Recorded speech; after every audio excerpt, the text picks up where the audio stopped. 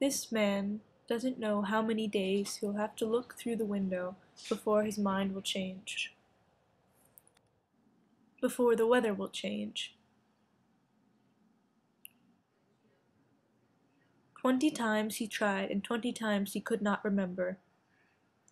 It was windy, she said, the coldest day in February, but the sun was warm. Comforting. She felt alive under his gaze, but he couldn't see her. He saw, in his mind, a version of her, a copy and an image. It was fleeting. While he was in Spain, traveling as most people often do, he liked the sunlight best. He passed a woman as he walked.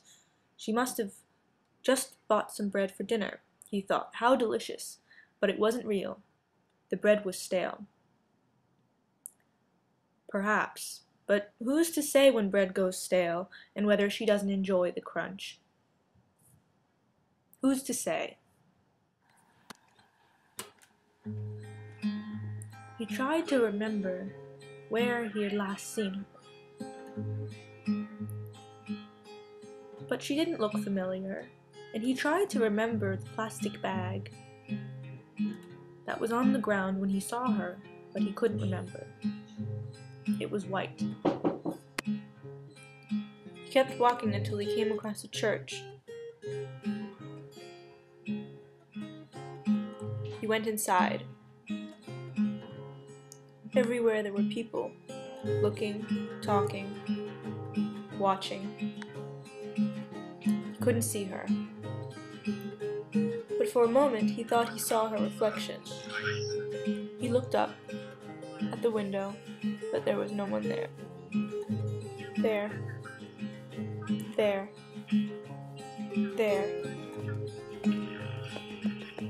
So he decided to go outside, into the sunlight.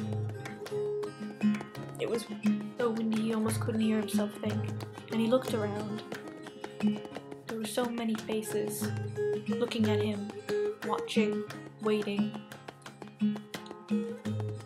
One statue in particular caught his eye. She was looking up, as he often did, at nothing in particular, with no particular amount of hope in front of him.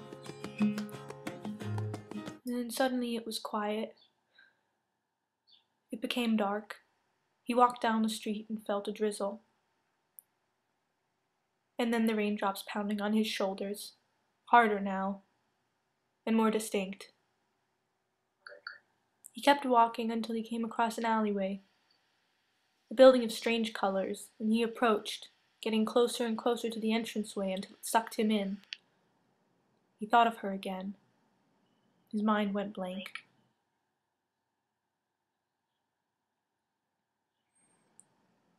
The baguette, just the baguette, and whether or not it was stale. And he remembered the street, but this time the plastic bag was no longer there. It was as though his memory was confused and jumbled. Perhaps it wasn't even the same day. He came across a different church, or maybe it was the same one. He couldn't tell. It was sunny again, bright. There was hope. He listened.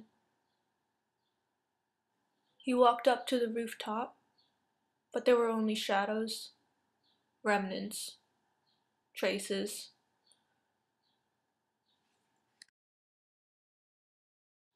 Suddenly he came across a woman's legs, peeking out of the wall, somehow. But he couldn't remember if it was real, or if she wore those shoes. And they came streaming back to him. The memories were fast. And suddenly he was sucked out of the doorway in which he stood, and he was back on the street. It wasn't raining anymore. It was just cold and windy. So he went home, locked the door, and turned out the light. And then it was morning, sunny. He walked down the street, just as he always had. He looked up, but something was different.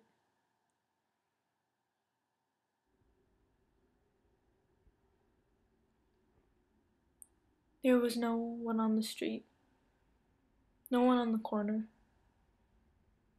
No one had bought any baguettes. No one had any families. That was it. But then it all came back to him, quickly, in a rush. He heard their voices, realized it was his. He was telling himself it was okay if he didn't find her. She probably went home to enjoy a stale baguette. Who's to say when bread goes stale, and whether she doesn't enjoy the crunch? Who's to say?